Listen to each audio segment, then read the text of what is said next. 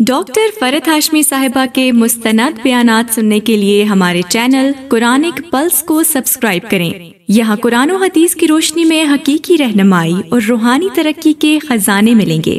ابھی جڑیں اور دین کو گہرائی سے سمجھیں۔ نحمدہ ونصلی علی رسولہ الکریم، اما بعد فاعوذ باللہ من الشیطان الرجیم، بسم اللہ الرحمن الرحیم، رب اشرح لی صدری ویسر لی امری واحلل عقدۃ من لسانی یفقہوا قولی۔ عبداللہ بن مسعود رضی اللہ عنہ سے مروی ہے، کہتے ہیں کہ ہم پہل نہیں جانتے تھے کہ 2 رکعتوں میں کیا پڑھیں، مگر ہم تسبیح، تکبیر اور اپنے رب کی حمد پڑھتے رہتے تھے۔ محمد صلی اللہ علیہ وسلم نے ہمیں نیکی کی ابتدا اور انتہا، نیکی کے تمام امور کی تعلیم دی، یعنی ابتدا انتہا یعنی ہر طرح کی چیزوں کی۔ آپ نے فرمایا جب تم ہر 2 رکعتوں کے بعد بیٹھو تو یہ پڑھو، التحیات للہ والصلوات والطیبات، السلام علیک ایہا النبی ورحمۃ اللہ وبرکاتہ، السلام علینا وعلی عباد اللہ الصالحین، اشہد ان لا الہ الا اللہ واشہد ان محمدا عبدہ ورسولہ۔ اور تم میں سے ہر آدمی وہ دعا منتخب کرے جو اسے زیادہ اچھی لگے، پھر وہ اللہ عز و جل سے دعا کرے۔ شیخ البانی کہتے ہیں کہ اس حدیث میں ایک اہم فائدہ یہ ہے کہ پہلے تشہد میں بھی دعا کرنا جائز ہے، یعنی 4 رکعتیں آپ پڑھ رہے ہیں تو آپ نے تشہد کے بعد اگر کوئی دعا کرنی ہے تو اس وقت بھی دعا کر سکتے ہیں۔ تیسری رکعت پڑھنا، تیسری رکعت کے لیے اٹھنا، یہ ہے نمبر 10۔ زمین پر ٹیک لگا کر اٹھنا، جیسے پہلی رکعت کے بعد اٹھتے ہوئے زمین پہ ٹیک لگائی تھی، ایسے ہی دوسری رکعت اور تشہد کے بعد زمین پر ٹیک لگا کر اٹھنا چاہیے۔ ازرق بن قیس سے مروی ہے، انہوں نے کہا میں نے ابن عمر کو دیکھا کہ جب آپ 2 رکعتوں سے کھڑے ہونے لگتے تو اپنے ہاتھوں کے ساتھ زمین پر ٹیک لگاتے، تو میں نے ان کے بیٹے اور ہم مجلس لوگوں سے کہا شاید یہ بڑھاپے کی وجہ سے ایسا کرتے ہیں۔ انہوں نے کہا کہ نہیں، لیکن اس کا طریقہ یہی ہے، بوڑھا ہو جوان ہو سبھی کو یہ طریقہ اختیار کرنا چاہیے۔ کیا کہ جب اٹھے تو زمین کا سہارا لے کر اٹھے، اور یہ سیف بھی ہے نا۔ اٹھتے ہوئے تکبیر کہنا، جب آپ 2 رکعتوں کے بعد اٹھتے تو اللہ اکبر کہتے، یعنی نبی صلی اللہ علیہ وسلم اللہ اکبر کہتے ہوئے اٹھتے۔ تکبیر کے ساتھ رفع یدین کرنا، ابن عمر رضی اللہ عنہما نے کہا کہ رسول اللہ صلی اللہ علیہ وسلم جب 2 رکعتیں پڑھ کر اٹھتے تو اللہ اکبر کہتے اور اپنے دونوں ہاتھوں کو اٹھاتے، یعنی رفع الیدین کرتے۔ یہ پہلی رکعت کے بعد نہیں تھا، یہ کب ہے؟ دوسری رکعت کے بعد، تیسری نہیں ہے، دوسری کے بعد جب اتحیات کے بعد کھڑے ہوئے ہیں اس وقت اللہ اکبر بھی کہی اور ساتھ ہاتھ بھی اٹھائے۔ کیسے ہاتھ اٹھانے؟ تکبیر تحریمہ کی طرح ہی ہاتھ اٹھانا۔ آپ جب 2 رکعتوں کے بعد اٹھتے تو اللہ اکبر کہتے اور اپنے دونوں ہاتھ اٹھاتے، حتیٰ کہ دونوں ہاتھ آپ کے کندھوں کے برابر آ جاتے، جیسا کہ شروع نماز کے وقت تکبیر کہتے تھے، جیسا کہ شروع نماز کے وقت تکبیر کہتے تھے، اسی طرح 2 رکعتوں کے بعد زمین سے اٹھتے ہوئے بھی اللہ اکبر کہہ کر ہاتھ اٹھاتے، تکبیر تحریمہ کی طرح۔ ابو ہریرہ رضی اللہ عنہ سے روایت ہے، انہوں نے کہا کہ رسول اللہ صلی اللہ علیہ وسلم جب نماز کے لیے تکبیر کہتے تو اپنے دونوں ہاتھوں کو کندھوں کے برابر لے جاتے، دونوں ہاتھوں کو کندھوں کے برابر لے جاتے، اور جب رکوع کرتے تو اسی طرح کرتے، اور جب رکوع سے سجدے کے لیے سر اٹھاتے تو اسی طرح کرتے، یعنی رفع الیدین کرتے، اور جب 2 رکعتوں کے بعد اٹھتے تو اسی طرح کرتے۔ ٹھیک ہے، تو پہلا کب ہوا؟ نماز شروع کرتے وقت، دوسرا کب ہوا؟ رکوع میں جاتے وقت، تیسرا کب ہوا؟ رکوع سے اٹھتے وقت، اور چوتھا کب ہوا؟ 2 رکعتوں کے بعد جب کھڑے ہوں۔ شابش۔ تیسری رکعت کو بھی پہلی 2 رکعتوں کی طرح ادا کرنا، پھر جب 2 رکعتوں میں بیٹھ کر اٹھتے تو بھی اللہ اکبر کہتے۔ الغرض آپ ہر رکعت میں اسی طرح کرتے یہاں تک کہ اپنی نماز سے فارغ ہو جاتے۔ ٹھیک ہے۔ چوتھی رکعت، 4 رکعت نماز میں چوتھی رکعت سے پہلے تھوڑی دیر بیٹھنا، یعنی تیسری رکعت کے بعد اٹھتے ہوئے ذرا سا بیٹھ کے اٹھنا، جیسے آپ نے کیا کب؟ پہلی رکعت کے بعد۔ شابش، ٹھیک ہے۔ پھر وہ تیسری رکعت کے لیے اٹھے۔ یہ تشہد اولیٰ بھی اسی طرح نماز کا رکن ہے جس طرح اس کے بعد والا۔ اسی طرح اس وقت بھی جلسہ استراحت کرے جب وہ چوتھی رکعت کے لیے اٹھنے کا ارادہ کرے۔ تیسری رکعت کے لیے اٹھتے وقت تو آپ اتحیات سے اٹھ رہے ہیں، تو چوتھی رکعت سے پہلے آپ جلسہ استراحت سے اٹھیں گے، اس میں کچھ بھی نہیں پڑھنا ہوتا، لیکن وہ کھڑا ہونے سے پہلے اپنے بائیں پاؤں پر سیدھا ہو کر بیٹھ جائے۔ کہاں بیٹھنا ہے؟ بائیں پاؤں کے اوپر، یہاں تک کہ ہر جوڑ اپنی جگہ کی طرف لوٹ جائے، یعنی ہر جوڑ اپنی اپنی جگہ پر آ جائے۔ جب سکون سے بیٹھیں گے تو آ ہی جائے گا۔ مالک بن حویرث اللیثی کہتے ہیں کہ انہوں نے نبی صلی اللہ علیہ وسلم کو نماز پڑھتے دیکھا، جب آپ اپنی نماز کی طاق رکعت میں ہوتے تو اس وقت تک نہ اٹھتے جب تک سیدھے ہو کر اچھی طرح بیٹھ نہ لیتے، یعنی سجدے سے اٹھ کر ذرا سا ٹک کے بیٹھ کے پھر آپ کھڑے ہوتے۔ زمین پر سہارا لیتے ہوئے اٹھنا، زمین پر سہارا لیتے ہوئے اٹھنا، پھر وہ اپنے ہاتھوں کا سہارا لیتے ہوئے کھڑا ہو جیسا کہ اس نے دوسری رکعت میں اپنے لیے کیا تھا۔ صرف اللہ اکبر کہہ کر چوتھی رکعت کے لیے اٹھنا، رفع یدین نہیں کرنا، یہ پانچواں رفع یدین نہیں ہے، صرف 2 رکعتوں کے بعد ہوتا ہے، تیسری رکعت شروع کرنے سے پہلے ورنہ نہیں۔ جب آپ چوتھی رکعت کے لیے اٹھنے کا ارادہ کرتے تو اللہ اکبر کہتے۔ یہی حکم آپ صلی اللہ علیہ وسلم نے اس شخص کو بھی دیا جس نے اپنی نماز کو بگاڑ لیا تھا، ٹھیک ہے نا، جس نے اپنی نماز کو بگاڑ لیا تھا۔ ابو سلمہ سے روایت ہے کہ ابو ہریرہ رضی اللہ عنہ انہیں نماز پڑھاتے تو جب بھی رکوع اور سجدے کے لیے جھکتے اور سجدے سے اٹھتے تو اللہ اکبر کہتے، جب نماز سے فارغ ہوتے تو فرماتے، اللہ کی قسم یقیناً میں اپنی نماز میں تم سب سے بڑھ کر رسول صلی اللہ علیہ وسلم کے مشابہ ہوں۔ وہ نماز بگاڑنے والا کون تھا؟ جو جلدی جلدی پڑھا تھا، اور 3 دفعہ آپ نے اس سے کہا کہ صلی فإنک لم تصلی، جاؤ نماز پڑھو، تم نے نماز نہیں پڑھی، کیونکہ وہ ٹھیک سے نہیں پڑھ رہا تھا۔ سورۃ الفاتحہ کی قرأت کرنا، یہ کون سی رکعت ہے؟ چوتھی۔ پھر وہ ہر تیسری اور چوتھی رکعت میں سورۃ الفاتحہ پڑھے گا، کیونکہ اس کا پڑھنا واجب ہے۔ کیا ہے؟ اس کا پڑھنا واجب ہے۔ عطا سے روایت ہے کہ ابو ہریرہ رضی اللہ عنہ نے کہا، ہر نماز میں قرأت ہے، ہر نماز میں قرأت ہے، تو جو قرأت نبی صلی اللہ علیہ وسلم نے ہمیں سنائی ہم نے تمہیں سنائی، اور جو انہوں نے آہستہ آواز سے ہم سے مخفی رکھی ہم نے وہ تم سے مخفی رکھی، اور جس نے ام الکتاب پڑھ لی تو اس کے لیے وہ کافی ہے، اور جس نے اس سے زائد پڑھا تو وہ افضل ہے۔ کیا مطلب ہے اس کا؟ کہ خالی سورۃ الفاتحہ پڑھنا بھی کافی ہے، اور اگر کوئی شخص سورت کا اضافہ کرنا چاہے تو وہ بھی کر سکتا ہے، اس میں چوائس ہے۔ تو اب آپ سنت زندہ کرنے کے لیے کبھی چاہیں تو ایکسٹرا پڑھ لیں کوئی، اور چاہیں تو صرف سورۃ الفاتحہ تک ہی رہیں، دونوں طرح ٹھیک ہے۔ اس سے آپ کو دین کی وسعت سمجھ میں آتی ہے، ٹھیک ہے۔ دیکھیے، زیادہ پڑھنے کا مطلب ہے زیادہ نیکیاں کمانا۔ جب قرآن کی قرأت کریں گے تو ہر حرف پر 10 نیکیاں ملیں گی، ٹھیک ہے نا۔ بہرحال نماز تو دونوں طرح ہو جائے گی، لیکن زیادہ پڑھنا افضل ہے۔ باقی رکعت پہلی 3 رکعات کی طرح ہی ادا کرنا، پھر جب 2 رکعتوں میں بیٹھ کر اٹھتے تو بھی اللہ اکبر کہتے۔ الغرض ہر رکعت میں اسی طرح کرتے یہاں تک کہ نماز سے فارغ ہو جاتے۔ جب 2 رکعتوں کے بعد تشہد پڑھ کے ہم تیسری کے لیے کھڑے ہوتے ہیں تو کھڑے ہوتے ہوئے اللہ اکبر کہنا ہے، ساتھ ساتھ اور بعد میں رفع الیدین کرنا ہے۔ یعنی جب آپ کھڑے ہوں گے تو کھڑے ہوتے ہوتے اللہ اکبر پڑھ لیں، اور کھڑے ہو کر آپ ہاتھ اٹھا سکتے، بعد میں بھی کر سکتے۔ جی ہاں، جو تکبیر تحریمہ تھی نا اس میں بھی یعنی اللہ اکبر کہہ کے ہاتھ اٹھا سکتے ہیں آپ۔ تو اسی طرح جب گھٹنوں سے اٹھیں گے تو ہم کیا کریں گے؟ سمع اللہ لمن حمدہ ربنا ولک، تو ساتھ ساتھ ہاتھ اٹھا لیں گے، ٹھیک ہے۔ نمبر 12، آخری تشہد۔ اس تشہد میں بیٹھنے کے طریقے۔ نمبر 1، دایاں پاؤں کھڑا کرنا اور بایاں پاؤں بچھا کر سرین زمین پر رکھنا، یعنی اپنے چوتڑ جو ہیں وہ زمین پر رکھنا، پیٹھ کے ساتھ بیٹھنا۔ کیسے؟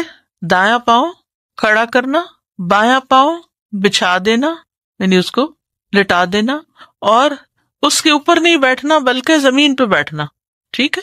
اس کو تورک بولتے ہیں۔ دونوں اتحیات میں فرق کیوں رکھا گیا؟ تاکہ جیسے کوئی باہر سے آیا تو اس کو پتا چلے کہ نماز ختم ہونے والی، یا کوئی لیٹ آ کے جوائن کر رہا ہے۔ سنن نبی داؤد کی روایت ہے، پھر آپ صلی اللہ علیہ وسلم بیٹھے اور اپنے بائیں پاؤں کو بچھا لیا اور اپنا بایاں ہاتھ اپنی بائیں ران پر رکھا، یعنی گھٹنے کے پاس، اور اپنے دائیں ہاتھ کی کوہنی کو اپنی دائیں ران سے ذرا علیحدہ اور اونچا رکھا، ٹھیک ہے، ذرا سا اٹھا کے، یعنی بایاں جو ہے وہ تو ساتھ ہی لگا ہوا ہوگا، لیکن دایاں جو ہے جس کی انگلی ہل رہی ہے وہ ذرا سا اٹھا ہوا ہوگا۔ ذرا سا اگر اٹھا ہوا ہو نا تو اس سے کیا ہوتا ہے کہ انگلی کی پوزیشن بھی ٹھیک ہو جاتی ہے۔ ڈیسک پہ رکھیے، نیچرلی ہو جائے گا، نیچرل ہو ہی جائے گا۔ جی، بایاں نہیں اٹھانا، بایاں تو گھٹنے کے پاس ہی رہے گا اوپر ران پر، جی انگلیاں موڑے تو یہ 3 انگلیاں موڑے تو تبھی ہوتا ہے. جی آپ دیکھیے کہ مختلف کلچر میں طرح طرح کی ایکسرسائزز اور میڈیٹیشن کے طریقے ہیں. کبھی وہ کہتے ہیں یوں انگلیاں پکڑ لیں اور کبھی انگلیاں کھڑی کر لیں, کبھی یوں اسٹریچ کریں, کبھی. تو ہمیں نماز کے اندر کس طرح کے یہاں یہ 3 انگلیاں اس طرح رکھیں, اس طرح رکھیں, اٹھا کے رکھیں, ہر چیز کے پیچھے ایک حکمت ہے. اور اگر انسان صحیح وہ سب کچھ کرتا جائے تو معلوم نہیں کتنے ہی دنیا کے فائدے, ہیلتھ کے کتنے بینیفٹس اس کو ملے. کیونکہ عام ایکسرسائزز میں ہمارے جسم کے جو اندر کے اعضاء ہیں نا وہ سارے نہیں حرکت کرتے, لیکن نماز ایک ایسی چیز ہے کہ جس میں صرف ظاہر نہیں, ہمارے جو جیسے اسٹمک ہے, لیور ہے, یہ سارا بھی جیسے ہم سجدے میں الٹتے ہیں تو ان کی بھی ایکسرسائز ہو جاتی ہے. کیونکہ الٹ کے پھر ہم کافی دیر تسبیحات کرتے ہیں تو اتنی دیر ان کی پوزیشن اور ہو جاتی ہے, سرکولیشن بہتر ہو جاتی ہے. تو بے شمار فائدے, اور ہم ان فائدوں کی خاطر تو نماز نہیں پڑھتے. نماز جو ہے وہ نجات کا راستہ ہے اور فلاح کی کنجی ہے نا, یعنی حی علی الفلاح ہے نا, فلاح ہی فلاح ہے. نمبر 12 آخری تشہد, اور وہ اپنے بائیں پہلو پر سرین کے بل بیٹھے اور اپنے مقد پر بیٹھے. ٹھیک ہے, یعنی زمین پہ بیٹھے. جب آپ صلی اللہ علیہ وسلم 2 سجدوں سے کھڑے ہوتے تو اللہ اکبر کہتے اور رفع الیدین کرتے, یہاں تک کہ آپ اپنے ہاتھوں کو اپنے کندھوں کے برابر لے جاتے, جیسا کہ آپ نماز شروع کرتے وقت کرتے تھے. پھر اسی طرح آپ کرتے تھے یہاں تک کہ جب وہ رکعت آتی جس میں نماز ختم ہو جاتی ہے, یعنی آخری رکعت, آپ اپنے پاؤں کو آگے کر دیتے اور سرین کے بل اپنے پہلو پر بیٹھتے, پھر سلام پھیر لیتے. اب اس میں یہ ہے کہ جب نیچے بیٹھنا ہوتا ہے نا تو پاؤں خود بخود ذرا سا آگے کو نکل جاتا ہے. ٹھیک ہے نا, یعنی جب پاؤں پر بیٹھتے ہیں تو پاؤں سمٹا ہوا ہوتا ہے, لیکن جب نیچے بیٹھتے ہیں تو پاؤں تھوڑا سا آگے کو, رائٹ لیگ کے اندر تھوڑا سا پنجہ سا آ جاتا ہے. ٹھیک ہے, تو کوئی حرج نہیں. نمبر 2 بایاں پاؤں امیجن کیجئے ساتھ ساتھ دائیں ران اور پنڈلی کے درمیان کرنا. بایاں پاؤں دائیں ران اور پنڈلی کے درمیان کرنا. عامر بن عبداللہ بن زبیر اپنے والد سے روایت کرتے ہیں, انہوں نے کہا رسول اللہ صلی اللہ علیہ وسلم جب نماز میں بیٹھتے تو اپنا بایاں پاؤں اپنی ران اور اپنی پنڈلی کے درمیان کر لیتے, یہ جو ابھی میں نے پوزیشن بتائی, اور اپنا دایاں پاؤں بچھا لیتے. دایاں پاؤں کھڑا نہیں کرتے تھے بلکہ پیچھے کر لیتے, اور اپنا بایاں ہاتھ اپنے بائیں گھٹنے پر اور دایاں ہاتھ دائیں ران پر رکھ لیتے تھے اور اپنی شہادت والی انگلی سے اشارہ کرتے تھے. اب آپ دیکھیے کہ جب آپ اس طرح بیٹھتے ہیں نا تو آپ کا دایاں ہاتھ آپ کے دائیں گھٹنے تک نہیں پوری طرح جاتا, اور ویسے بھی آپ نے اس کا 53 بنانا ہوتا ہے تو وہ آپ گھٹنے کے اوپر نہیں رکھیں گے, اس میں تو انگلی کہاں چلی جائے گی, زمین کی طرف چلی جائے گی. تو آپ اس کو اوپر رکھیں گے, بائیں ہاتھ سے بایاں گھٹنا تھامیں گے, لیکن رائٹ ہینڈ جو ہے اس کی پوزیشن کیا ہوگی, ران ہوگی, ران کے اوپر رکھیں گے, ٹانگ پہ رکھیں گے. ہپ پہ جب پریشر آئے گا نا تو یہ پوزیشن خود ہی بن جائے گی, تو اس وقت آپ کو یہ سبق یاد آ جائے گا, اوہ اچھا ایسے کرنا تھا. رسول اللہ صلی اللہ علیہ وسلم جب نماز میں بیٹھتے تو اپنا بایاں پاؤں اپنی ران اور پنڈلی کے درمیان کر لیتے, دایاں پاؤں بچھا لیتے. اب پہلے تو کھڑا کرتے نا, اب یہاں دایاں بچھا ہوا پیچھے کو ہے, اور اپنا بایاں ہاتھ اپنے بائیں گھٹنے پر, ٹھیک ہے, اور اپنا دایاں ہاتھ اپنی دائیں ران پر رکھ لیتے اور اپنی شہادت والی انگلی سے اشارہ کرتے. تیسری پوزیشن دونوں پاؤں ایک جانب نکالنا. یہ یاد رکھیے کہ گھٹنا زمین پر ہی رہنا چاہیے. ٹھیک ہے, یعنی یوں کر کے دونوں پاؤں ایک طرف آ جائیں گے, بس اس میں اسٹینڈنگ نہیں ہے نا, ہاتھ اسی طرح ہی ہے. غور سے حدیث سنیے. محمد بن عمر عامری سے مروی ہے, کہتے ہیں کہ میں اصحاب رسول صلی اللہ علیہ وسلم کی ایک مجلس میں تھا تو وہاں رسول اللہ صلی اللہ علیہ وسلم کی نماز کا ذکر شروع ہو گیا. ابو حمید رضی اللہ عنہ نے کہا اور مذکورہ حدیث کا کچھ حصہ بیان کیا, اور اس میں کہا آپ صلی اللہ علیہ وسلم جب رکوع کرتے تو اپنی ہتھیلیوں سے اپنے گھٹنوں کو پکڑ لیتے اور اپنی انگلیوں کو کھول لیتے اور اپنی کمر کو دوہرا کرتے, یعنی بینڈ کرتے. سر نہ تو اٹھایا ہوتا تھا اور نہ اپنے رخسار کو ادھر ادھر موڑا ہوتا تھا, بلکہ سیدھا قبلہ رخ ہوتا. مزید کہا جب 2 رکعتوں کے بعد بیٹھتے تو اپنے بائیں پاؤں کے تلوے پر بیٹھتے اور دائیں کو کھڑا کر لیتے, اور جب چوتھی رکعت میں بیٹھتے تو اپنی بائیں ران کو زمین پر ٹکا دیتے اور دونوں پاؤں ایک جانب نکال لیتے. ٹھیک ہے, اچھا اس میں بڑی سہولت ہے ان لوگوں کے لیے جن کا جسم بھاری ہو, یا بعض لوگ ایسے ہوتے ہیں کہ ان کے پاؤں کی انگلیاں سیدھی برابر نہیں ہوتی، یوں نہیں ہوتی بلکہ یوں ہوتی ہیں. اب جب وہ زمین پہ ٹکاتے ہیں اس طرح کرتے ہیں تو انگوٹھا اور ساتھ والی انگلی تو لگتی ہے، باقی سب انگلیاں اٹھی ہوئی ہوتی ہیں، اور اس میں 2 انگلیوں کے اوپر پورا بوجھ آ رہا ہو تو بڑی مشکل بھی ہو جاتی. ٹھیک ہے، تو دونوں پاؤں ایک طرف نکل جائے تو آسانی ہو جاتی. تشہد میں دعا کی اہمیت، یہ بڑا اہم مقام ہے دعا کرنے کا، جس سے اکثر لوگ غافل ہیں، انہیں پتہ ہی نہیں کہ یہ کتنی قبولیت کا وقت ہے. ابو امامہ رضی اللہ عنہ سے روایت ہے، کہتے ہیں کہ رسول اللہ صلی اللہ علیہ وسلم سے پوچھا گیا، اے اللہ کے رسول کون سی دعا زیادہ سنی جاتی ہے؟ آپ نے فرمایا رات کے آخری حصے میں اور فرض نمازوں کے آخر میں. فرض نمازوں کے آخر میں سلام سے پہلے مانگی جانے والی دعا. دبر الصلاۃ، عربی عبارت دیکھیے، قال جوف اللیل الآخری، یہ ہے اوپر، ودبر الصلاۃ المکتوبات.